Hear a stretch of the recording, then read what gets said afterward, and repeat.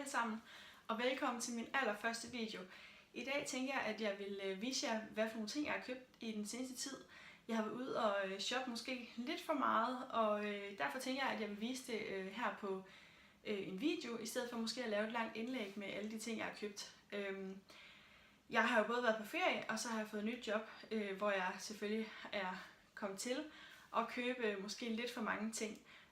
Og derfor tænker jeg, at jeg vil vise det til jer i dag, og I har spurgt om videoer før, og der tænker jeg, at det var en oplagt mulighed for at lave min allerførste. Jeg vil sige på forhånd, at det kan godt være, at kvaliteten ikke er det bedste, og heller ikke lyden, men nu vil jeg forsøge mig frem med den første video her, og så håber jeg selvfølgelig, at det er noget, I kan lide. Nå, det var det. Så vil jeg starte med at vise jer de ting, som jeg har købt. Og jeg tænker, at vi starter med, da jeg var på ferie. Jeg kom hjem for omkring en uge siden, lidt over en uge siden, og der var vi en eftermiddag, altså imens jeg var på ferie, var vi ude at shoppe en eftermiddag. Bare mig, min søster og min mor. Vi var i nogle forskellige butikker, og jeg købte en smule. Ikke så meget, som jeg plejer at gøre, når jeg er på ferie, men jeg havde også købt rimelig meget derhjemme, og jeg synes heller ikke, at jeg står sådan og mangler det helt store. Så jeg vil lige vise jer nogle af de ting, som jeg har købt. Ja. Den første butik, vi var i, det var Mango, eller i hvert fald den første butik, jeg købte noget i, det var Mango. Der købte jeg den her rigtig, rigtig fine, hvide, lækre top, som kostede 20 euro, som er omkring 150 kroner, lidt over 150 kroner, tror jeg. Det er en bindetop, som er købt i deres suit-kollektion, altså som er sådan lidt mere deres business-kollektion. Jeg har købt den som en top, som jeg vil bruge, når jeg skal i byen. Jeg tænker, at det kunne være rigtig fint til et par jeans, en nederdel eller en eller anden, eller et par lækre shorts måske. Den er rimelig nedringende, og derfor har jeg det lidt med at ikke at bruge den til hverdag. Jeg tror ikke lige, at det er noget, jeg vil bruge til hverdag, men jeg tror til gengæld, at den vil være rigtig fin til når jeg skal i byen, så jeg tror, jeg tager den på her næste gang, jeg skal i byen. Den skal bindes hernede i siden, som jeg synes er en rigtig fin detalje, og så er den rimelig nedringende, så den går måske herned til lidt længere ned, som den her bluse, jeg har på i dag, gør. Den er rigtig flot, og egentlig også en billig top, synes jeg egentlig, i forhold til det Mango. Ikke fordi Mango plejer at være sindssygt dyrt, men jeg synes egentlig, at det overrasker mig lidt, at den kun kostede 150. Og det skal lige siges, at alle de ting, som jeg viser her, her i videoen, jeg vil forsøge at finde links til dem, og så sætte dem nede i beskrivelsesboksen. Det vil jeg forsøge at gøre med dem alle sammen. Jeg tror nok, jeg kan finde den af top i Mango. Jeg mener, jeg har set den derinde før, så jeg skal nok linke til det, jeg kan linke til. Den næste butik, jeg var i, det var Stradivarius, og den tror jeg også, de fleste af jer kender, jer som har været i udlandet før. Det er en butik, som jeg personligt, også min søster, altid er i, når vi er i udlandet. Det er en butik, hvor man kan få nogle anderledes ting, og stadigvæk ting, som du ellers skal finde i butikker, men som regel, der koster det bare lidt mindre, og så er kvaliteten også super god i forhold til prisen. Altså, prisen er billig, og så er kvaliteten bare rigtig god. To af de ting, jeg købte, de er lidt anderledes. Og jeg var lidt skeptisk, dengang jeg købte dem, fordi at min familie og jeg, vi har 2 katte. Og nu bor jeg jo i min egen lejlighed, hvor jeg ikke har kat, men jeg er rigtig glad for katte. Og jeg har altid syntes, det ville være super underligt, hvis det var, at jeg fik en trøje, hvor det var, at der var noget katte et eller andet på, fordi at jeg ville bare blive stemplet som en weirdo, tror jeg, i forhold til, at mig og min familie er bare ekstremt glad for katte. Så det ville bare måske virke en lille bitte smule mærkeligt. Men altså, jeg har været mig ud i det, og jeg har faktisk købt 2 kattetrøjer. Den første, jeg har købt, det er den her sorte trøje, som er sort i baggrunden, og så har den en masse katte på. Jeg ved ikke lige helt, om I kan se det, om lyset er godt, men det er bare små katte, der er på hele trøjen. Og jeg synes faktisk, at når man sådan lige kigger den langt fra, jeg synes faktisk, den er super fed. Og jeg tror bare til sådan et par blå jeans og måske en blæser eller en læderjakke eller sådan noget, det vil se, altså jeg synes, det vil se super fedt ud, og det er jo lidt ligesom, altså det er jo bare en statement, tror jeg, ligesom alle andre. Der kan jo lige så godt have været palme ud over det hele, som er vildt populært lige nu jo. Og helt ærligt, i udlandet, altså da vi var på Mallorca, der var bare kattetrøjer og katte alt muligt ud over det hele. Så jeg tror, at det er noget, det er rimelig populært, så jeg er glad for købet. Ej, jeg synes altså, den er super fed, og jeg tror bare, at den kunne være rigtig cool til et eller andet, til en af de dage, hvor man ikke måske gider at have det helt vilde på. En anden kat, tror jeg købte, det var den her, hvor der står, I was normal 3 cats ago. Og det er igen en statement trøje, hvor der kunne have stået alt muligt andet på jo. Og igen en t-shirt, en basic t-shirt, som man kan bruge til alt muligt andet. Jeg kan lige se, der er gået nogle tråde der. Nå.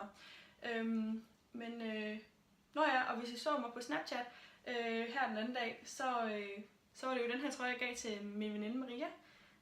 Fordi hun passer vores hus. Hun har også en kat, og er lige så glad for katte, som jeg er. Så det var bare endnu sjovt. Så nu har vi begge to den her kattetrøje. Nu kan vi rigtig gå og være kikset sammen. Ej, jeg synes, den er super fed. De her trøjer her, de kostede 45 kroner. Altså danske kroner. Og det er altså 6 euro, sådan cirka. Jeg tror, det er omkring 45-50 kroner. Det er mit gæt i hvert fald. En anden ting, jeg købte i Stradivarius, det var 2 basic t-shirts. Det var en i hvid og en i sort. De kostede også 45 danske kroner deromkring. Og de er bare, så der er ikke noget sådan specielt over dem, de er bare hvide og sort. Jeg har allerede nogle i forvejen, men de kostede 45 kroner, og altså super lækker blød kvalitet, så det er rigtig billigt for en basic t-shirt, og man bruger dem jo, altså jeg bruger dem personligt rigtig tit. En anden butik, som jeg også var i, det var i H&M. Der købte jeg den her lækre skjorte. Den har jeg vist på bloggen før, viste den her den anden dag, og jeg er bare blevet helt vildt glad for den. Som jeg også skrev her den anden dag, så kunne jeg ikke rigtig finde ud af, om jeg synes, den var helt vildt grim, da jeg først så den, eller om den var rigtig, rigtig flot. Nu er jeg så blevet enig med mig selv om, at jeg synes, den er sindssygt lækker. Altså, jeg forstår slet ikke, hvorfor jeg synes, at den var grim til at starte med. Det kan jeg ikke rigtig sådan lige helt forstå. Jeg synes bare, at den er rigtig fed nu. Det jeg godt kan lide ved den, det er det der PJ trend, der er kommet frem. Det der med, altså den ligner lidt noget nattøj. Altså hvis man lige kigger sådan hurtigt på det, så ligner det lidt noget nattøj. Sådan den måde, den er sådan blevet lavet på heroppe ved kraven og sådan noget, så ligner det lidt noget nattøj. Og så har den de der røde blade, røde og gule blade og sådan her blå baggrund. Jeg synes bare, at den er helt vildt flot. Og så har den sådan nogle sådan lidt kortere ærmer, hvor den igen har det der nattøj lignende look over sig. Jeg synes bare, den er rigtig flot. Jeg tror, den koster omkring 250 kroner, men jeg kan ikke helt huske den. Den her ved jeg i hvert fald, at jeg har et link på, så den skal jeg nok linke til jer, så den er rigtig flot. Og hvis man kan lide printet og ikke så vild med skjorten, så er der både shorts, så der er jumpsuit, og der er kimono, tror jeg også det var, der er på den her. Så men jeg synes også bare selve mønstret er rigtig flot, og man kan bruge den til rigtig meget, så den glæder jeg mig rigtig meget til at få brugt. Den er rigtig lækker. Ja, men det var faktisk det, jeg købte, imens jeg har været på ferie. Det var ikke sådan specielt meget, men nu havde jeg også købt rimelig meget derhjemme, inden jeg overhovedet tog afsted. Jeg har jo fået arbejde i Jill & Joy i Esbjerg, og der har vi jo også nogle rigtig lækre sager.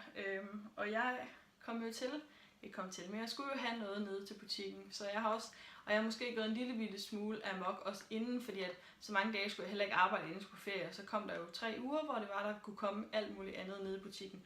Men altså, jeg købte lidt forskelligt, og jeg købte blandt andet den her sorte nederdel fra Minimum af, som er fra undermærket Moves, som de har lavet, og det er sådan en rigtig lækker sort nederdel, hvor der er hvor der er lommer i hver side. Altså, nu stikker jeg lige ned der, og så er der også et lomme herom, som ligesom laver nogle ekstra detaljer. Så den har sådan noget stof, så man tror, at den ikke bare sådan, altså den ikke falder flot, men den falder sindssygt flot, den her nederdel. Og så kostede den kun 400 kroner. Jeg synes, det er en rigtig god pris for en nederdel, som også er lavet en rigtig lækkert og tyk kvalitet, så du kan både bruge den her til sommer, men du kan også bruge den rigtig meget til vinter, hvis man bare lige måske har strømbukser på. Så det er ikke en af de der tynde nederdele der, hvor man tænker, at man måske lige kun får dem brugt der i sommerperioden. Så en rigtig god nederdel til det danske vejr, må man sige. En anden ting, jeg har købt nede i butikken, det er den her trøje, den købte jeg her den anden dag, som er fra Modstrøm af. Det er en rigtig, rigtig flot trøje, synes jeg selv. Den har sådan en, altså farven, det der baggrundsfarven, den er faktisk mørkeblå. selvom den godt kan se sort ud. Og så har den ligesom de her lyserøde blomster, og så har den ligesom sådan hvide, altså gule streger hedder det. Som også lidt, altså det er lidt formet som nogle blomster i baggrunden, og så har den hvide blade. Jeg synes den er rigtig, rigtig flot, og den er rigtig fin igen, både her til sommer, men også til vinter, fordi der har man tendens til at gå i meget mørkt tøj, og så kan man jo ligesom pifte op med nogle farver, så det er stadig mørkt, men det er stadig meget lys. Jeg synes bare, at den er så rigtig flot, og jeg tænker, at den skal bruges til både nederdelen, men også et par jeans. Jeg havde den på i går til et par jeans med sneakers på og det så rigtig lækkert ud. Så den er rigtig fin. Kostede 500 kroner, og jeg farer modstrøm af. Ja. Den sidste ting, jeg lige vil vise jer fra nede i butikken, jeg har godt nok købt nogle flere, men dem har jeg vist jer på bloggen også, når jeg tænker, at dem her har jeg har ikke vist det så meget, så jeg vil hellere lige vise det her også på videoen. Men det er denne her top, som I har set på bloggen før faktisk. Jeg har haft den på til et outfit, da jeg var på ferie, og den har jeg også udgivet allerede. Det er sådan en blonde top, som er gennemsigtig, som har det her slis om bagved, som jeg også kan se igennem, som gør, at den bare rigtig falder super flot om bagpå, og det ser rigtig lækkert ud. Jeg har både brugt den til, hvor jeg bare har en BH indenunder, men jeg har også brugt den til, hvor jeg har en helt sort top på indenunder. Det havde jeg på arbejde her den anden dag. Og så har den de her brede, altså de er meget brede heroppe, så de dækker sådan, helt hertil, og det plejer, tror jeg ikke at gøre, så den sidder bare rigtig flot på ens krop, synes jeg. Den kostede, tror det er 350, den står til. Også en rigtig fin pris til sådan en, og man kan altid bruge den til, hvis nu man har en kortere trøje på. Udenover, så kan man altid bruge den som sådan en detalje nedenunder, det synes jeg også er rigtig flot. Det tror jeg godt, jeg kan finde på at gøre, når det sådan bliver vinter til en kortere trøje. Så den er rigtig fin, jeg er rigtig glad for den. Og den har også bare de her detaljer her, og jeg er normalt ikke sådan helt vildt meget til blonder og sådan noget, men jeg faldt lige for den her, og så var den sort også samtidig, så det var jo endnu bedre. Så ja. Den sidste ting, jeg viste jer, det er min jakke, som jeg også har vist til jer mange gange før. Men jeg synes lige, den fortjener at blive nævnt bare lige en sidste gang. Det er den her grønne jakke fra Only, som jeg købte, da jeg var i Aarhus med en veninde, med Maria. Lige inden jeg tog på ferie. Jeg har købt den inde i bestsellerbutikken, men den er fra mærket Only, så jeg tror også, den kan forhandles kan købes i selve Only-butikkerne. Derudover så kan den købes på nettet. Jeg har fundet den linket til jer derinde. Jeg har også vist den både på min Snapchat og min blog et par gange. Og den kan fås i alle mulige farver. Jeg tror, den kan fås i 6 eller 8 farver eller sådan noget. Men jeg faldt for den grønne her. Jeg tænker, at den kunne være, den er rigtig pæn grøn farve, så er den stadig mørk, og den passer rigtig godt til mit lyshår. Jeg har allerede en læderjakke, som jeg er rigtig glad for. Jeg har faktisk længe godt kunne tænke mig en jakke, som minder lidt om det, i en anden farve. Og så faldt jeg lige for den her for, hold godt fast, mindre end 400 kroner. Og jeg synes bare, at det er en ekstremt god pris for sådan en jakke her. Det havde jeg faktisk ikke forventet, at jeg kunne finde. Men jeg er rigtig glad for den, og jeg er også sikker på, at jeg får den brugt rigtig meget. Bare generelt er jeg rigtig glad for alle de ting, jeg har fået købt. Og jeg tænkte bare, at det kunne være lidt sjovt at vise det til jer sådan på den her måde igennem video i stedet for jeg ved, at I også har efterspurgt det. Så jeg håber, I kunne lide det, og så ses vi jo nok snart igen på bloggen. Hej hej!